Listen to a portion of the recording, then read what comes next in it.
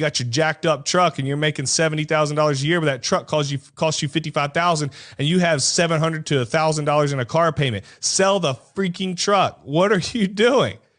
You're paying $700 to $1,000. Do you hear that? Like, do you hear that?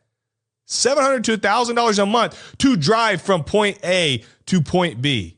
And we're doing pretty darn good. And I have yet to buy a car over $35,000, and I pay for those suckers in cash. Now, understand, everybody can't pay for cars in cash. I'm not telling you to do that. But I'm saying to this day, I can be on big baller status. $35,000, and that was my wife's Toyota Highlander. That was 2 years old at the time we bought it, and I bought my truck, F-150. It was 2 years old at the time